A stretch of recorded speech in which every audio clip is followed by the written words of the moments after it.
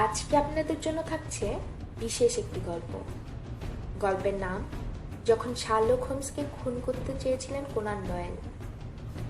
গল্প পাঠে আমি আনিকা রহমান।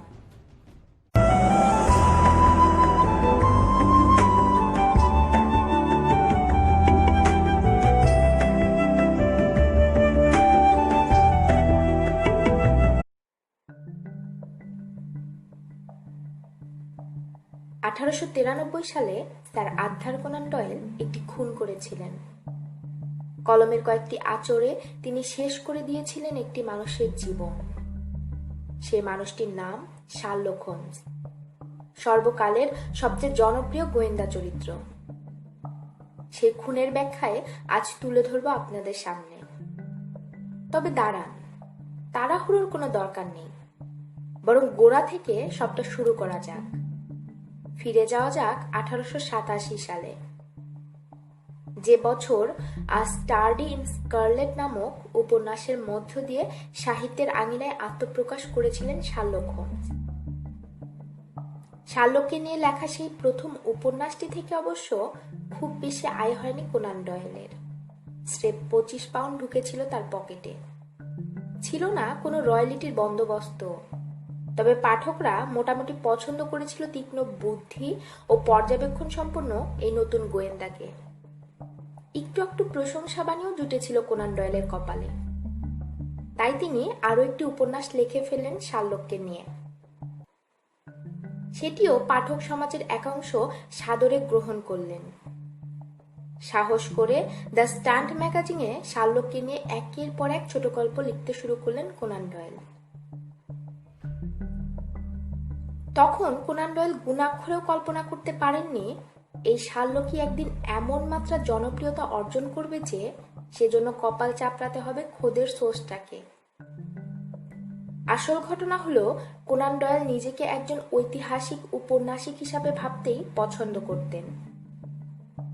গোয়েন্দা উপন্যাস বা গল্প লিখলেও এ ঘরানার লেখকের পরিচয়ে চিরকালের জন্য আটকা পড়বেন এমন মনোবাসনা তার কল্পনাতেও ছিল না। অথচ এক পর্যায়ে কোনান ডয়েল পরম বিষণ্ণয়ের সাথে আবিষ্কার করলেন, নিজের লক্ষ্য থেকে ক্রমশ বিচ্যুতি ঘটছে তার। যা তিনি লিখতে চান তা লেখা হয়ে উঠছে না, কিংবা লিখলেও সেগুলোকে কেউ তেমন একটা গুরুত্ব দিচ্ছে না। সবার আগ্রহের কেন্দ্রবিন্দু ওই হতচ্ছাড়া শার্লক। প্রকাশকও তার কলম থেকে শার্লক বিষয়ক গল্পই চান, আর তাদের চাহিদা পূরণ করতে তাকে বাধ্য হয়ে শার্লক বিষয়ক গল্পই লিখতে হয় বারবার। কোনান ডয়েলের উপলব্ধি ঘটল, শার্লকের কারণে সঠিকভাবে তিনি তার প্রতিভা ও সৃজনশীলতার বিচক্ষণ ঘটাতে পারছেন না। একটি নির্দিষ্ট গণ্ডিতে তাকে আবদ্ধ থাকতে হচ্ছে, যা তার মতো লেখকের জন্য মেনে নেওয়া খুবই কষ্টকর একটি ব্যাপার। তাই তিনি অনেক ভেবেচিন্তে একটি কঠিন সিদ্ধান্ত গ্রহণ করলেন। আর লিখবেন না শার্লক হোমস, তবে সরাসরি না বলার বদলে একটু বুদ্ধি খাটিয়ে বিষয়টিকে সামলাবেন। পরের বার দ্য স্ট্যান্ড ম্যাগাজিনের সম্পাদক তার কাছে শার্লক হোমসের নতুন গোয়েন্দা কাহিনী চাইলে তিনি সাফ জানিয়ে দেন গল্প প্রতি 50 পাউন্ড করে চাই তার। তিনি ভেবেছিলেন তার এই দাবি কিছুতেই মানা হবে না, কিন্তু কি আশ্চর্য, দ্য স্ট্যান্ড ম্যাগাজিন তার এই দাবি মানল তো বটেই, পাশাপাশি তার সাথে চুক্তি করে ফেলল 6টি নতুন গল্পের। এই 6টি নতুন গল্প লেখা কোনান ডয়েলের জন্য নেহাত সহজ কাজ ছিল না।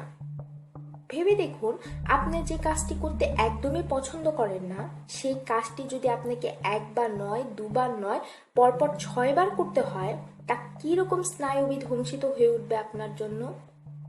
কোনান ডয়েলের বেলায়ও ঠিক তেমনই ঘটল। রীতিমতো হাঁপিয়ে উঠলেন তিনি। মাকে লেখা চিঠিতে বললেন, এই হোমস আমার মনকে অন্য সব শ্রেয়তর জিনিস থেকে ফিরিয়ে আনছে। এই 6টি গল্পের চুক্তি শেষ হবার পর আর শার্লক হোমস না লেখাটাই তার জন্য আবশ্যক হয়ে পড়ল। কিন্তু এবারও তিনি নতুন চাল চাললেন। দ্য স্ট্যান্ড ম্যাগাজিনকে বললেন তিনি লিখবেন বটে, তবে প্রতিটি গল্পের জন্য তাকে অনেক পাউন্ড দিতে হবে এবং 12টি গল্পের জন্য তাকে 1000 পাউন্ড দিতে হবে। ফলাফল এবারও এক বাক্যে রাজি দ্য স্টান্ট ম্যাগাজিন। আসলে ততদিন শার্লক হোমসের কাহিনী হয়ে উঠেছিল স্টান্ট ম্যাগাজিনের জন্য সোনার ডিম, আর কোনান ডয়েল সেই সোনার ডিম পাড়া হাঁস। তার পিছনে অর্থ ব্যয়ে তারা কিভাবে কিপটামি করে। এদিকে মন যতই বিদ্রোহ করুক, অর্থের প্রতি দুর্নিবার আকর্ষণকে কোনান ডয়েলই বা কিভাবে অগ্রাহ্য করেন। খেটে খুঁটে অন্য লেখা লিখে সামান্য কিছু অর্থ উপার্জনের চেয়ে শার্লককে নিয়ে 1 ডজন গল্পে 1000 পাউন্ড পেয়ে যাওয়া একটা লেখকের জন্য লটারি পাওয়ার সামিল। তাই তিনি লিখতে শুরু করলেন শার্লককে নিয়ে নতুন 12টি গল্প। তবে এই শেষ আর না, দৃঢ় সংকল্প কোনান ডয়েলের। এবং কেউ যেন পুনরায় তাকে শার্লক কাহিনীর জন্য পিড়াপিড়ি করতে না পারে, সেই বন্দোবস্ত তিনি করে ফেললেন। খুন করবেন শার্লককে। হ্যাঁ, একদম সরিয়ে দেবেন শার্লককে পৃথিবী থেকে, যাতে সে আর তার রাতের ঘুম হারাম করতে না পারে। মাকে লেখা এক চিঠিতে নিজের উদ্দেশ্যের কথা জানালেন তিনি। তিনি লিখেছেন, আমি ঠিক করে ফেলেছি খুন করব ওকে, চিরতরে শেষ করে দিব ওর চিহ্ন। এই চিঠি পেয়ে আটকে উঠলেন কোনান ডয়েলের মাও। ফিরতি চিঠিতে তিনি লিখলেন, তুমি এটা করবে না, এটা তুমি করতে পারো না, অবশ্যই এটা করবে না। কিন্তু কোনান ডয়েল নিজ লক্ষ্যে রইলেন অবিচল। It is with a heavy heart that I take up my pen to write this the last word in which I shall ever record the singular gifts by which my friend Mr. Sherlock Holmes was distinguished.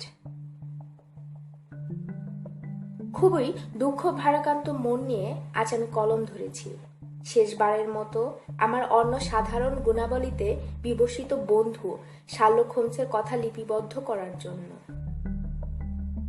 লম্বা এই বাক্যটির মাধ্যমেই the final problem নামক চুক্তির দ্বাদশ ও সর্বশেষ গল্পে শার্লকের মৃত্যু সংবাদ লিখতে শুরু করলেন তিনি। নির্মাণ করলেন শার্লকের সবচেয়ে বড় শত্রু, প্রফেসর মরিয়ার্টির চরিত্র। মরিয়ার্টিকে দিয়েই রাইকেনবার্গ জলপ্রপাত থেকে শার্লককে ফেলে দিলেন নিচে। মৃত্যু হলো দুজনারই।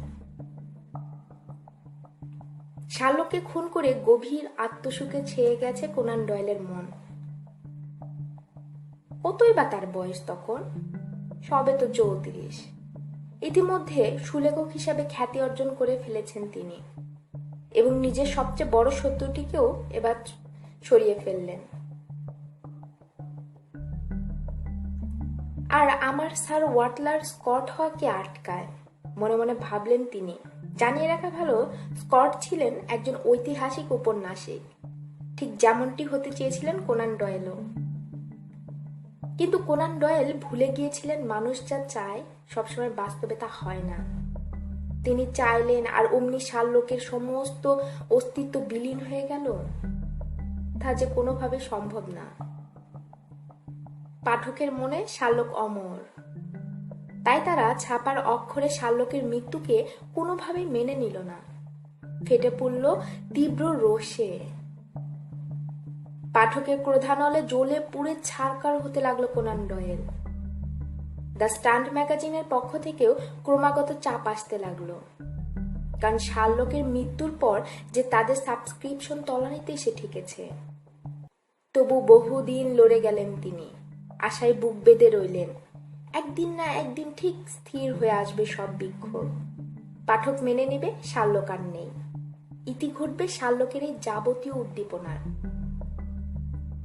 কিন্তু এক পর্যায়ে কোনান ডয়েল বোধ করলেন তিনি এমন এক চরম সত্যের মুখোমুখি দাঁড়ালেন যা তার হৃদয়কে ক্ষত বিক্ষত করে দিল। কে বড়, কোনান ডয়েল না শার্লক? সে প্রশ্নের জবাব পেয়ে গেলেন। বুঝতে পারলেন নিজের কল্পনায় গড়া চরিত্রের সাথে ডুয়েল লড়ে হেরে গেছেন তিনি। পালাবার আর পথ নেই, আত্মসমর্পণ করতেই হবে। 8 বছর বাদে তাই 1901 সালে শার্লককে নিয়ে নতুন গল্প লিখলেন Conan Doyle. The hound of the Baskervilles নামে সেই গল্পে বর্ণিত হলো শার্লকের মৃত্যু পরবর্তী সময়কার কাহিনী। এবং 1903 সালে the adventure of the empty house এর মাধ্যমে আরও এক ধাপ এগিয়ে গেলেন তিনি। পুনরুত্থান ঘটল শার্লকের।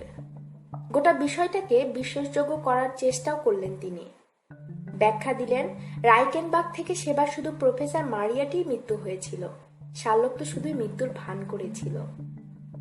এই অতিমাত্রার অনুমেয় ও সস্তা মানের ব্যাখ্যাকেও পাঠক সমাজ দুহাতে মেলে আলিঙ্গন করল। শার্লকের প্রতি তাদের ভালোবাসা যে সকল যুক্তিতর্কের ঊর্ধ্বে। ফলে শার্লকের কাছে আরো একবার হার মানতে বাধ্য হলেন কোনান ডয়েল। একইভাবে বৃথা গিয়েছিল তার লেখা শেষ গল্পে শার্লককে অবসর নেওয়ানোর প্রচেষ্টাও। আজ এতদিন বাদেও গভীরভাবে বিশ্লেষণ করলে দেখতে পাবো শার্লক হোমস আসলেই হারিয়ে দিয়েছিলেন কোনান ডয়েলকে। বিশ্বব্যাপী শার্লক হোমস নামটি যতজনের কাছে পরিচিত, কোনান ডয়েল নামটি সম্ভবত তার অর্ধেক মানুষও চেনে না। সৃষ্টি যে কখনো কখনো স্রষ্টার চেয়ে উপরে উঠে যেতে পারে তারই এক উজ্জ্বল দৃষ্টান্ত এটি। আজ আর শার্লক হোমস কোনান ডয়েলের ব্যক্তিগত সম্পত্তি নয়, এটি এখন পরিণত হয়েছে একটি পাবলিক ডোমেইনে। অর্থাৎ যার যা খুশি করতে পারবে শার্লক হোমস চরিত্রটিকে নিয়ে। বই, ভিডিও গেমস, চলচ্চিত্র, কমিক্সো, action figure, TV, web series, কোনো কিছুতেই নেই কোনো বাধা।